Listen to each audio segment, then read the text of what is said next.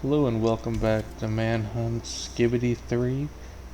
Sexual Deviants is the name of the game, and it's a little harder than Ghosts, but not that much. You know this place. The project recruited here. They preyed on people, made them disappear. We shouldn't be here. No, I need to be here. There's someone that I need to speak to. I saved these matches for a reason. This is not important. It's a distraction. I want my past back. This is all I have to go on. The past doesn't matter. Let it go. I'm going to find a way in. Who's down there? Oh, shit! I told you we shouldn't be here. Are you trying to get us killed? Well, it's too late to back out now. Let's move.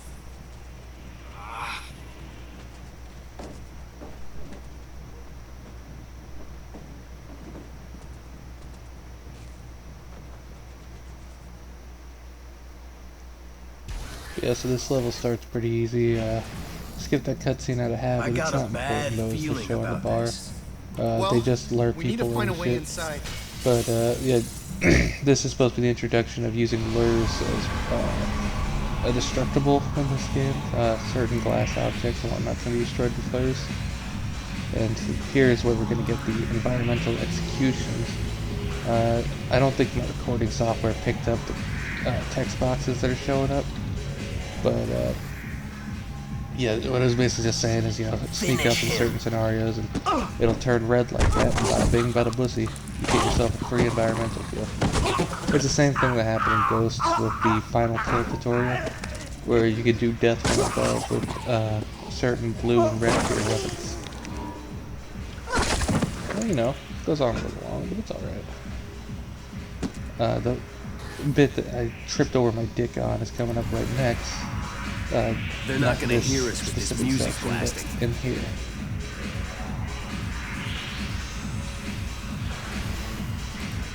Yeah, this is also an introduction of a new mechanic to this game.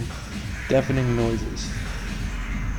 As long as the enemy is within range of the deafening noise, they cannot hear you. So in that case, you're intended to sprint through the toggling lights while they're off, and they won't be able to detect you off sound alone. Bye, boys.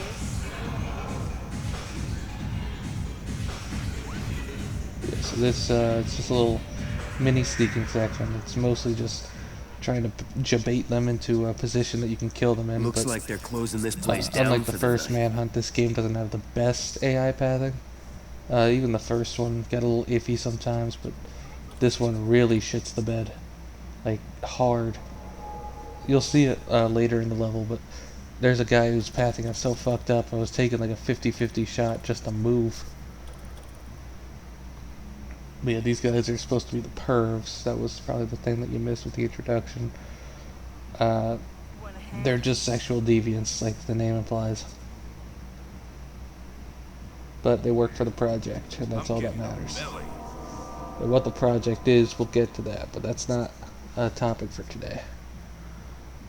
He's just so nut. I don't know what everyone's worrying about. These guys are also a bunch of freak bobs.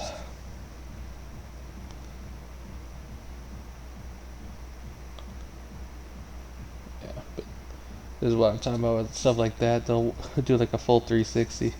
Long time And no I see. had to move backwards because in this game it's a little random sometimes, depending on how bad their pathing fucks up. You pretty much just have to move out of the way. They can path through shadows that they're not supposed to enter at certain points.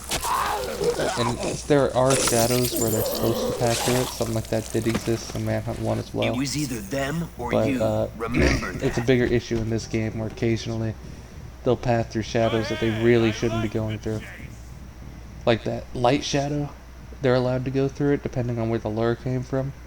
But they're not supposed to just walk straight into it for no reason. You got anything yet? There's also a missing thing here, but I believe I fucked this one up. The breathing minigame. It's an alright game. My mouse sensitivity is way too high to be doing it, and I can't turn it down to my knowledge. I think I've already turned it down to the minimum in the game. It makes that a pain in the ass. I do successfully pull it off later, but I have to lock in, and I'm not a very lockable man. But yeah, this is the other room. Usually the prime go-to area to try and kill these guys. it provides the smallest space and the easiest way to get them. It's just the issue being is when they come out the door that I came in, they're back in an open area and they're hard to kill again. But yeah, you'll also see quite a bit, especially if you play like the first game. Wall lures are incredibly important. On this one, it's not too crazy, mostly because guns come in sooner rather than later. And enemies with guns and in shooting areas don't respond to lures very well, usually. But here, it works wonders, especially in the stealth everywhere. It also makes sense to use lures also to try and guide them to a specific area, but it's not as effective, I'd say, in this game. Don't keep them all to yourself. Because lures wound up being changed to have a bit more oomph to them if you charge them up, instead of landing flat on the dime like they do in the first game. You should see what I do to the people I see it a couple times here, like when I throw a brick in one of these hallways, it bounces off the wall on the ground and lands at a completely different location than intended. Come on, I just want to be friends. Yeah, like that. It bounces straight off the wall instead of like in Manhunt 1 where I believe if it hits a wall like that, it might bounce a little, but it still lands pretty much right in front of where it hit. Same thing with ground inputs, usually landing exactly on the ground, and that's that. Who's the daddy now? Go on. The upside, though, is in this game is seen here with this embarrassingly long search. To facilitate the breathing minigame, the search times were increased heavily. Which in the first game, if you take advantage of it well, you can still get a hunter up to about a red execution before they turn around. But in this game, as long as you reach them before they finish searching, it's almost a guarantee. There are occasional hiccups in the AI, but it's not a big deal. This is also a gimmick from returning from the first game, pressure platforms. They don't really appear all that much in this game, but they appear a lot earlier, as it took until like, scene 15 or something in the first one for them to even show Remember up. this place. The person I'm looking It's not for scene is 15, here but still. somewhere. It's pretty close to it. Look out, I'm right behind you. Yeah, just fucked up bad that time, that was all me. Listen up, perverts! If you want to taste the real hardcore, enter the dungeon! So true. But the dungeon is gonna have something cool in it. Oh, that's Dr. White, by the way. But, the dungeon's gonna have a musical motif that'll show up a little bit later in the game as a main sort of theme. You could also hear it if you listen to the title screen music long enough. But it's a very nice little music box type theme, and it's baked into the background of this specific area. Not here, this is the club area, but the dungeon up next.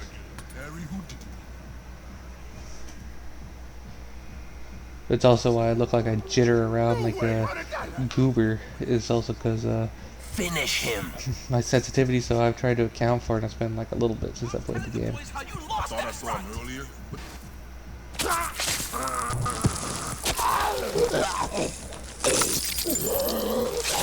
Yeah, those green executions too are very helpful in the sense that they're silent, so in situations unlike mine where there was a guy who was already staring at me, they'd be a lot more useful. I don't think the sound aspect personally comes into play much in the first game. It's there, but like if you're close enough for them to hear you, you probably shouldn't be going out of your way to execute them unless you expect to get caught. Here's the Walk of 87. The guy I was talking about earlier. This guy, ooh, he's a walker. I'll skin you with my teeth, pretty boy.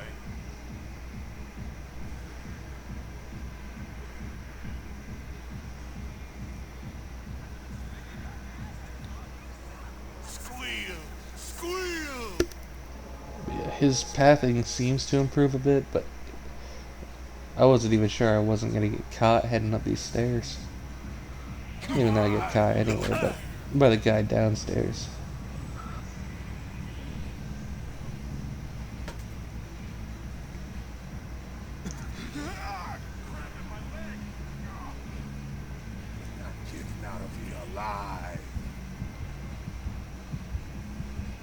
thinks he's that guy.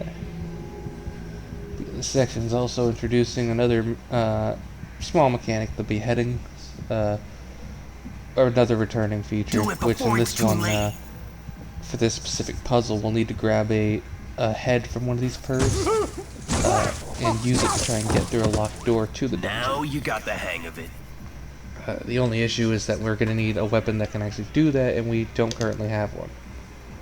This is an example of the game's funky AI. It probably should have investigated that, but it just left me completely alone and gave me a free kill.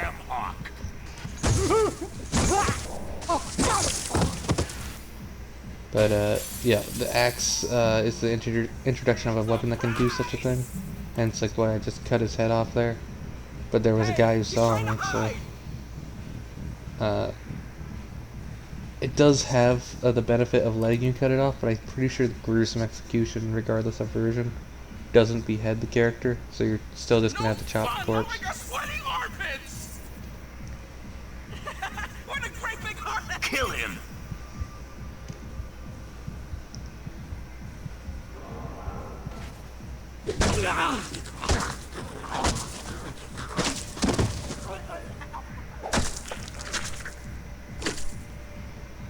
Yeah, now onto the dungeon with all the hunters dead. There's no threats in between me. Usually this game doesn't have a crazy amount of hunters. I'd say closer to ritual cleansing is when they start to pop up in numbers, and even then they're pretty low in that level. The only other time hunters in a non-stealth are in high numbers in non-stealth situations, like in Best Friends or Safe House, where even Safe House they don't appear in great numbers, but they only tend to when you have options to kill them quick. Origins and onward start to put them in high levels in areas where you might not necessarily have the opportunity to kill them quick. However, the latter half of the game is filled to the brim with guns, so it's not like you don't have any options, it's just where they put them and how far they can hit you from. Especially with the lack of cover in some levels, can put a real damper on how you try to go gun crazy. Now granted, if you're playing on Fetish, or in this game, Sane, that's not really a concern. The bullets still hurt, but they don't hurt as bad. And enemies can't see you as well, so it's a lot easier to get away with that sort of shit. But on this difficulty, like 4, bullets, they don't hurt as bad as they did in the first game. They still hurt like a motherfucker. You're not 4-shot cash, you're 5-shot damage. But even then, it mostly gets tough in like domestic disturbance, because due to the circumstance of the level, you'll have like upwards of 5 to 6 people with shotguns, and if you don't take them out effectively, you could get killed pretty quick.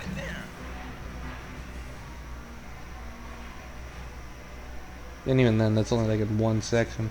There's shotgunners throughout the level, and although there aren't guns at the beginning and you're forced to actually be a little sneaky Sam, you know, it's a very fun little thing. But yeah, that mechanic is pretty self-explanatory, you know. You can cut out a few lights in the game, make yourself a little cover. And we're going to get some more opportunities for environmental kills here, but I think I only get 2 of them. The third one, the guy moved out of the way and I didn't feel like waiting for him to come back.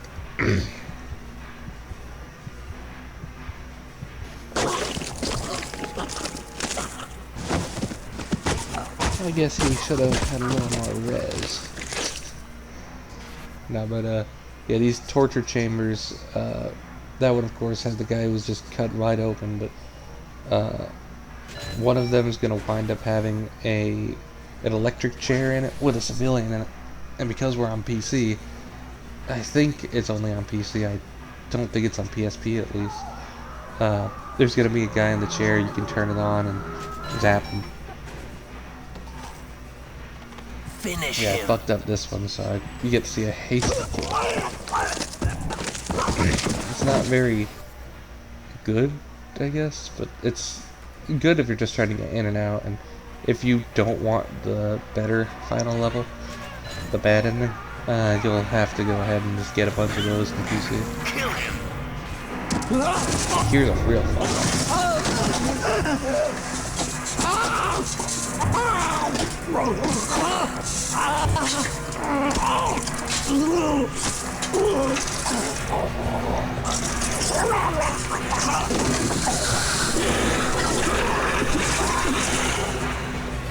A little overkill, but you know, still fun. Yeah, so now we're gonna get to a locked door. There's another locked door on PSP, but the little partway that you go through isn't there. And I could have sworn that guy was supposed to come out, but I guess with this these few people, they're just supposed to walk circles in their room. So I just had to wait for the right opportunity.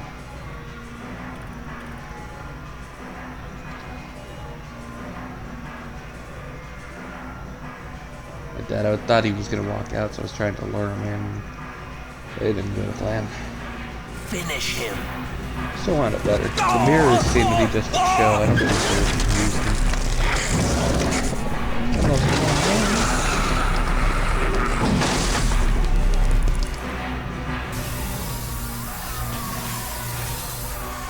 A little cutscene here is just talking about some, due to an incident, all doors must be open. And I was just trying to tell you to open every door so that you can get the hell out of there.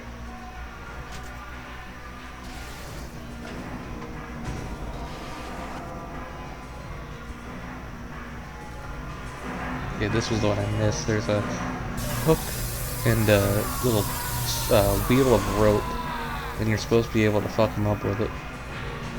But he walked out of range. Do it before it's too late. And there's a civilian in question. He's a little goober dollar. Doesn't really pose any threat, and you can't release him. So I just turn the chair around to see what happens.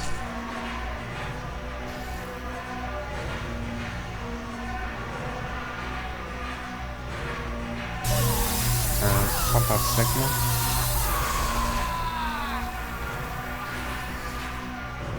But yeah, that's about it. There's no more to the level after this except for meeting Dr. White. That locked gate was just a way you can unlock for faster access, but since there's nothing more to do, there's no point.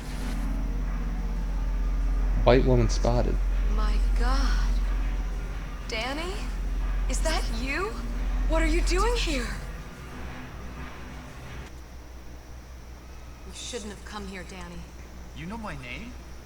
They'll catch you, take you back. Tell me what's going on. It's the project, Danny. They're everywhere. What's going on? Leo said I Leo? should...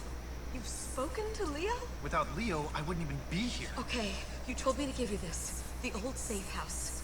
Safe house? Where? Above the cinema. Don't come back here, Danny. Please, just let it go. She's setting us up, Danny.